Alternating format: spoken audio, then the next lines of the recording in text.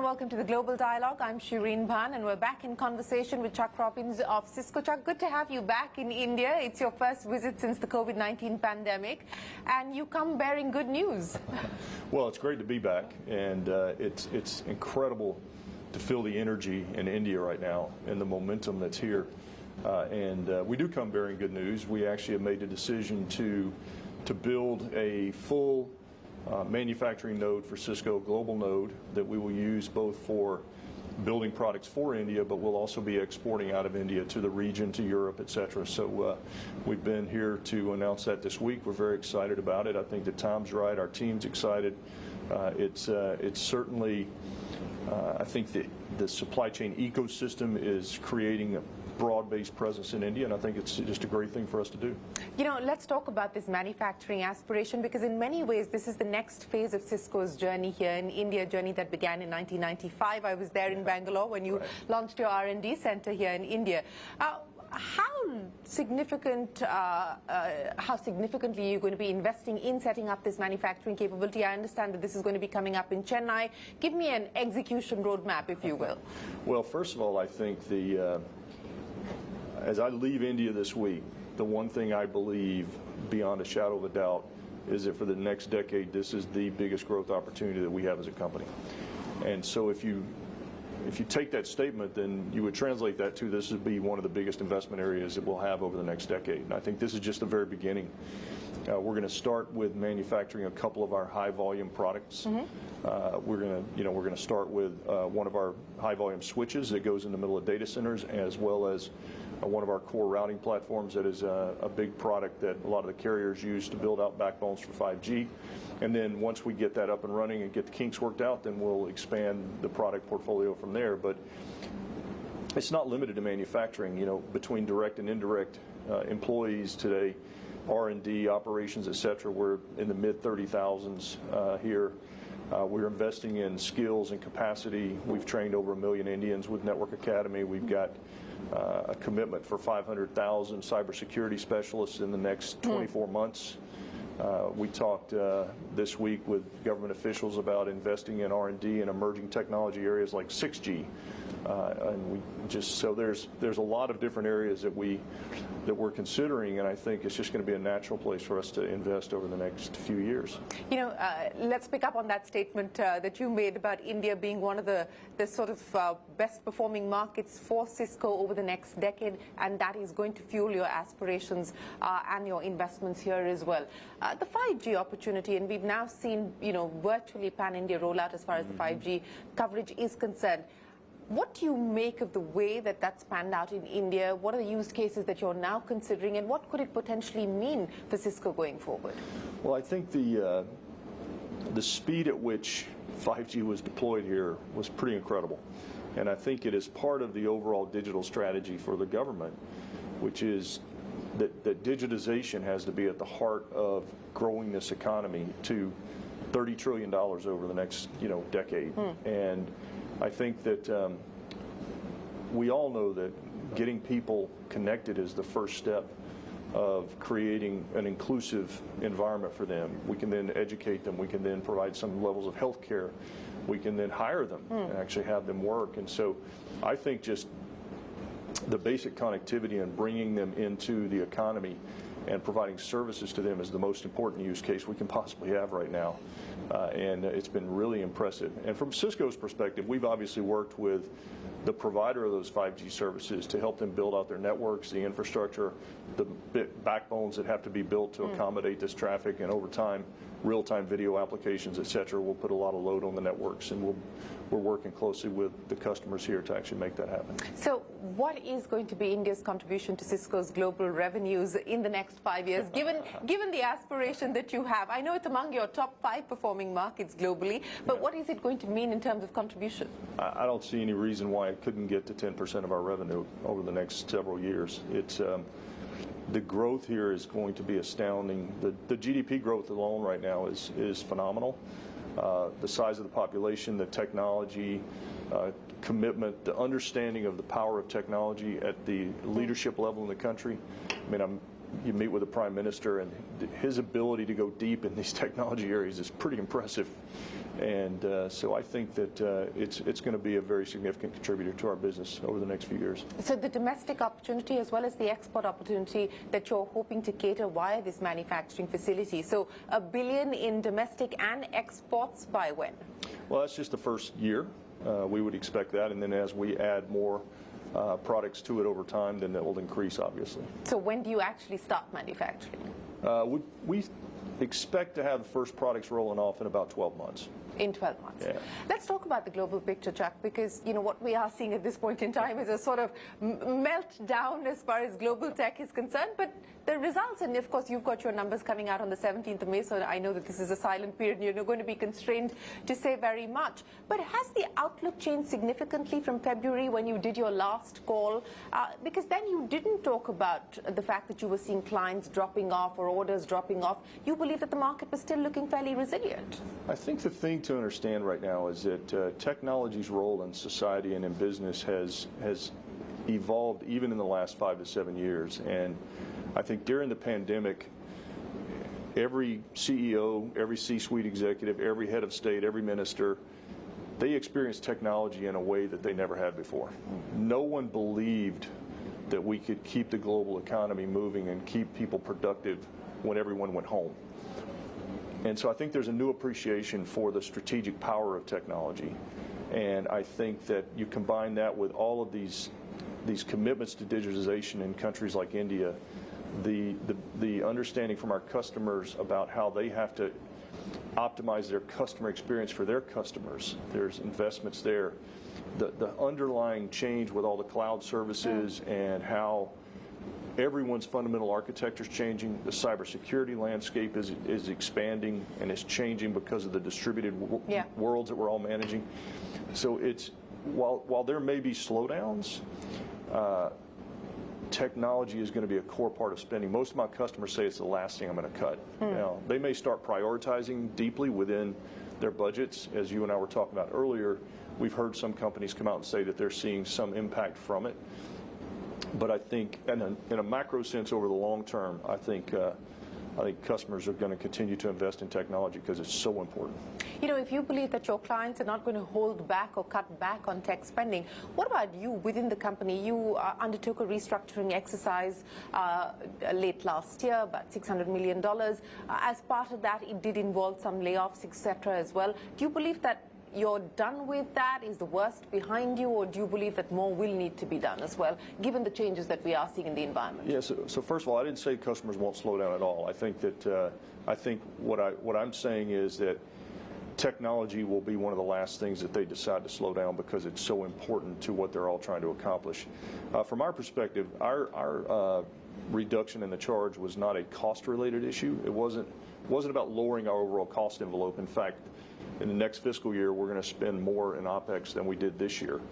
But it was about getting the expenses in the right place quickly because we needed to de-invest in certain businesses and we needed different skill sets in other areas. And so that was what ours was all about. And the teams did a great job and actually did it in a very humane way to the extent we needed to. We ended up actually at the time with fewer actions than we actually thought we would. But it was not cost related. So. But do you believe that you may need to do more, given the changes that we are seeing in the macro environment? Well, I don't think that I don't think that we are seeing significant differences that would lead you to some sort of mass cost exercise. As I said, our expenses right now, we plan as of now for them to be higher next year. I think that every company is different. A lot of companies during COVID had massive increases in their top line, and they hired accordingly, and then they've realized that they had hired perhaps too quickly, and they've had to adjust to that. We did not do that. We stayed more steady through the whole time. One of the impacts of COVID was, of course, the kind of supply chain disruptions that we saw, and that resulted in a significant order backlog that you had to deal with as well. Right. Where are things on that front, and is the worst past as far as supply chain issues are concerned? Well, I think it certainly has improved a lot, and we'll talk more about that on our earnings call next week. But the last earnings call, we said we've seen significant improvement in lots of areas, and So I think the worst that we've seen is behind us. There certainly can be challenges going forward. As you know, most of us now are we're having to move from having designed our supply chains for just ultimate efficiency, and we're having to redesign them to create more resiliency going forward, and that's a lot of the work that the team's doing now. Let's talk about WebEx as well, because that was one of the other aspects that saw a sort of big surge on account of what we went through the course of the pandemic. Now with things normalizing, people getting back to work from office, hybrid sort of becoming less and less of a thing, how do you see that playing itself out? Well, hybrid work seems to be the dominant way that people are working these days. So the need to have this technology hasn't necessarily changed. What's changed is how the technology needs to work. Because when everyone's home, it was actually easier because everyone had the same little square on the screen and everybody was equal. Or when everybody's in the office, that's easier. But in this hybrid world, it's much different because meetings don't feel as inclusive when you have 7 people in a conference room and 2 people at home. And so creating technology as a part of WebEx, as an example, where even if people are in a conference room, you actually use AI and you zero in on their faces and you put them all in the same size box as the people that are working from home, creates a much more inclusive and effective meeting environment. And I think that, as well as all of our customers, are looking at outfitting conference rooms and creating these real hybrid work environments. So I think that we've seen an uptick in our cloud calling platforms. Contact center is a very big investment area for our customers right now. And so all of those combined are areas where we see our customers investing as part of this hybrid work model. Time for us to head into a break, but when we return, we continue our conversation with the Global CEO of Cisco, Chuck Robbins.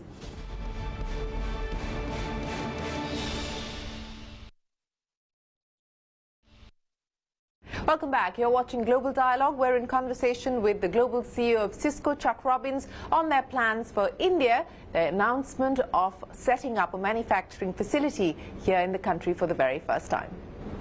You know, I want to understand from you, Chuck, how as CEO you're reading the many changes that we are seeing shape economics and shape economic policy. The assumption was that through the course of the pandemic and what transpired post the pandemic, there would be a decoupling with China. Now, there is clearly no decoupling. There is a de-risking that seems to be taking place. You've got President Biden saying, look, move supply chains back to America. You've got India saying, make in India, for India and for the world. As a CEO, you know, how do you read what's going on and how geopolitics is shaping economics and trade? It's a very, very good question. And you know, it's something that we spend a lot more time on today than we did 5 to 6, 7 years ago, obviously. And it really is a byproduct of there's a nationalist movement that's occurring in almost every country around the world. And COVID actually brought that out because I think countries realized dependencies that failed. And they didn't fail because necessarily there was malfeasance. They failed because of capacity in certain cases. So that's led countries to rethink their dependence and not becoming independent, but making sure that you have a little more control of things that are important. And then also data privacy, data sovereignty, and all those things are leading countries to, some countries want cloud services to be housed and data to be localized. In India, it's very important to the Prime Minister to build a manufacturing sector here.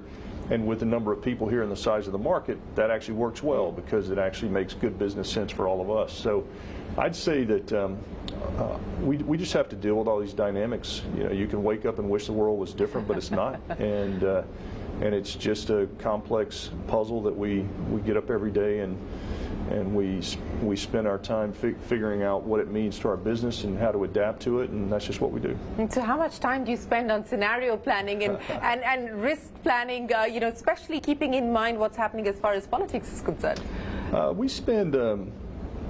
We spend more time today on that clearly than we did 6, 7 years ago, and we've always done we've always had enterprise risk management, as every company has. I think the difference is we've added geopolitical dynamics to that model over the last few years that we probably didn't have as much to think about 6, 7, 8 years ago. So when political leaders talk about things like friend-shoring and near-shoring, how does a CEO like yourself respond to that?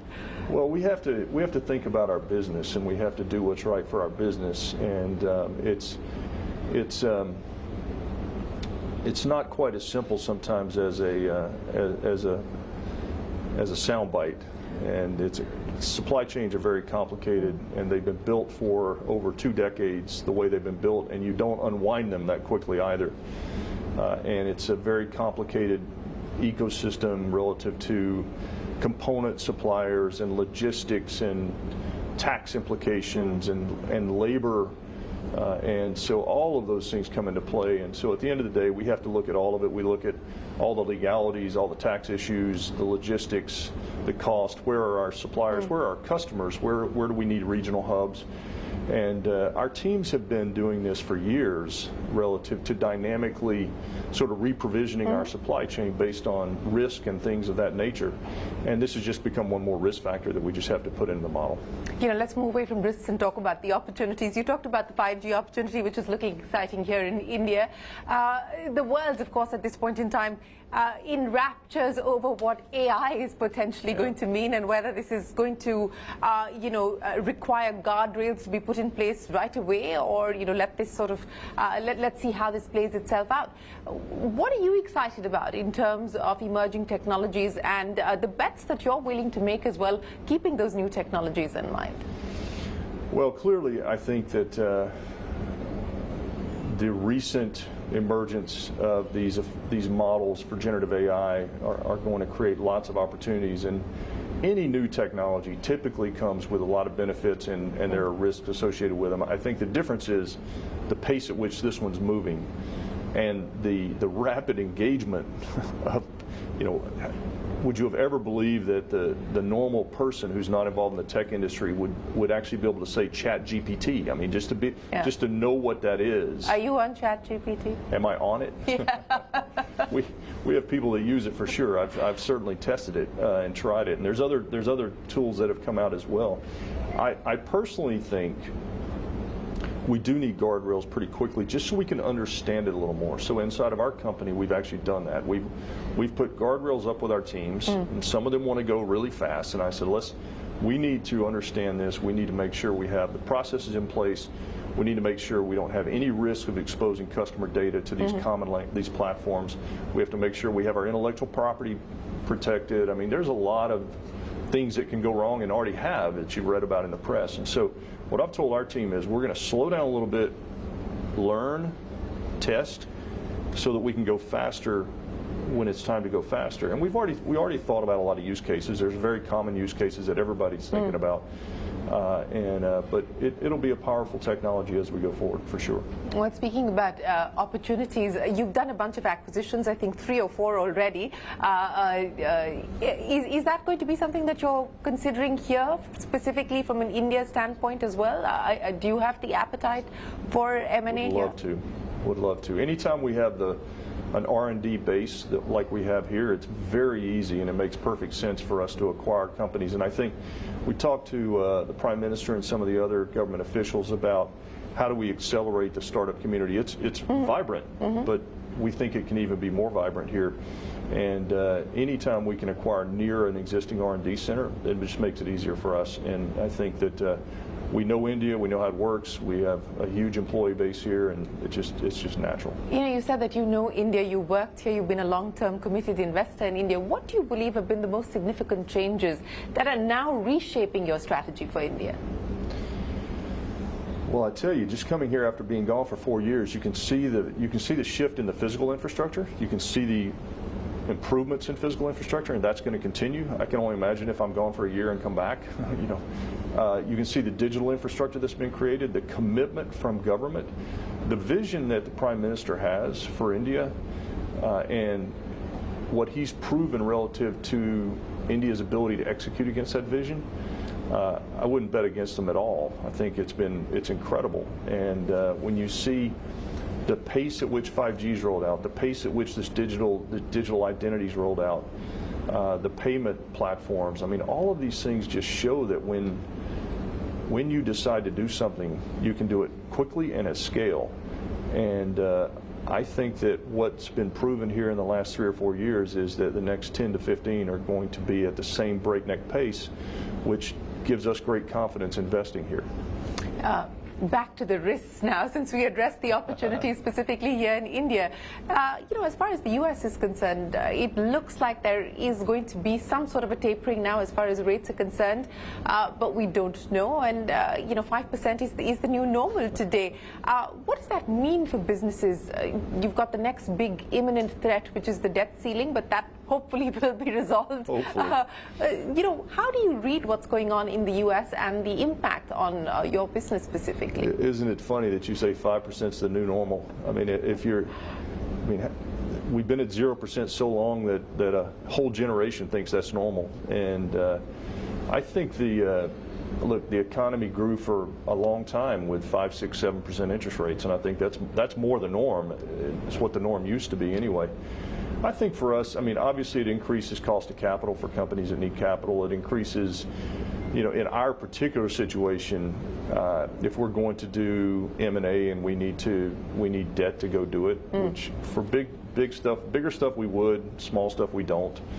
It just increases cost of capital and makes the business model, you have to build that expense into it. But I think it's healthy for the economy over time. I think obviously it's created a bit of a shock in the near term, but I think long term, I think it's healthy for rates to be at a reasonable rate and not where they've been.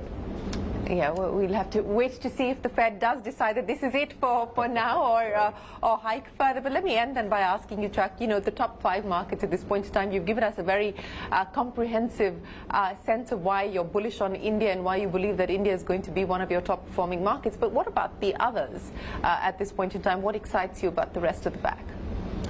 Well, I think when you look around at what's going on with all of our customers right now, I mean, they're all re-architecting their underlying infrastructure to deal with their cloud strategy, to deal with hybrid work, to deal with distributed applications, to deal with distributed data. And the constant across all of that happens to be the network and the secure network. And so for us, anywhere where there's a commitment to digital expansion, then that's good for us. And when you look at that combined with the real need to re-architect and to protect against the cyber threats that are out there, and when you look at sustainability, we didn't really talk about sustainability today, but at the heart of sustainability around the world is connectivity and technology, because we connect things, we can make them more efficient, we can make them smarter, and we can actually lower the carbon footprint. So I look at it more across the opportunities across the world and less so about just a specific geography, although certain geographies like India will be growing much faster. So 2023 looking better than 2022, or do you believe that the risks outweigh the opportunities, at least in the near term? Probably too early to tell. Chuck, it's always a pleasure. Many thanks for joining us here on the Global Dialogue in India, and we look forward to having you back sooner. It's great to be here, and I look forward to being back sooner. Well, with that, it is time for us to wrap up this edition of the Global Dialogue. From all of us here on the team, goodbye, and many thanks for watching.